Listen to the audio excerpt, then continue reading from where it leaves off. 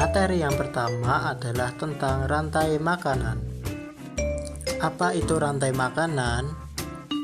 Rantai makanan adalah suatu ekosistem makhluk hidup, yaitu perpindahan energi makanan dari sumber daya tumbuhan melalui seri organisme atau melalui jenjang makan, di mana suatu organisme memakan satu sama lain untuk mendapatkan energi dan nutrisi dari organisme yang dimakan.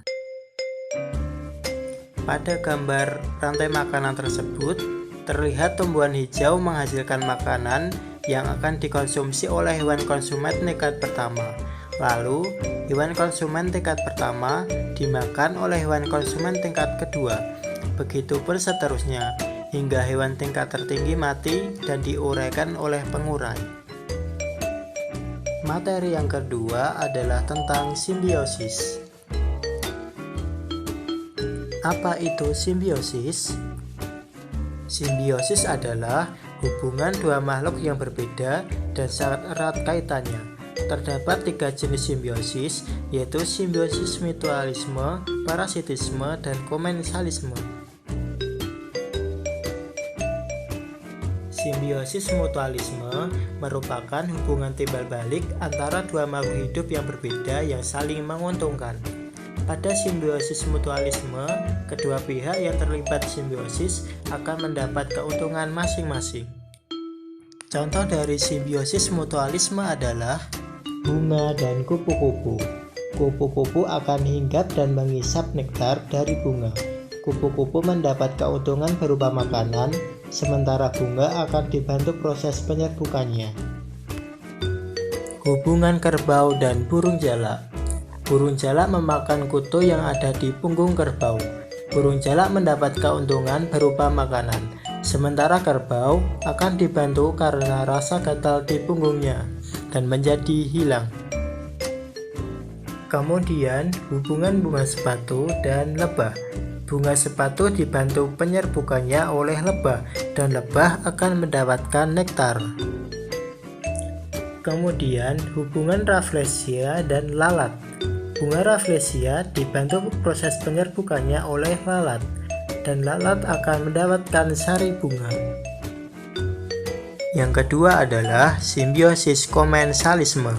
Simbiosis komensalisme adalah hubungan timbal balik antara dua makhluk hidup yang menguntungkan satu pihak, dan pihak yang lain tidak dirugikan maupun diuntungkan. Pada simbiosis komensalisme, hanya satu pihak saja yang diuntungkan, sementara pihak lain tidak mendapat pengaruh apapun. Contoh dari simbiosis komensalisme adalah hubungan ikan remora dan ikan hiu. Ikan remora biasa berenang di dekat ikan hiu. Ikan remora mendapat keuntungan karena mendapat sisa makanan hiu dan mendapat perlindungan, sementara ikan hiu tidak akan terpengaruh. Kemudian, hubungan anggrek dan pohon mangga. Anggrek akan menempel di pohon mangga agar mendapat sinar matahari dan zat air. Anggrek mendapat keuntungan karena bisa melakukan fotosintesis, sementara pohon mangga tidak diuntungkan atau dirugikan.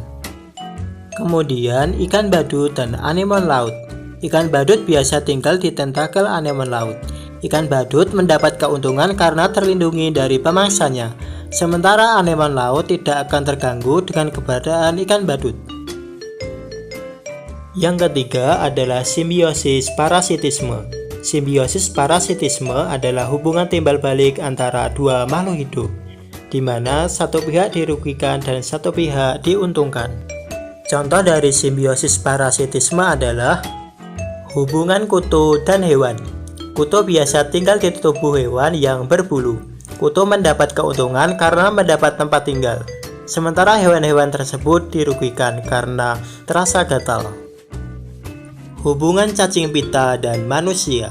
Cacing pita tinggal di sistem pencernaan manusia.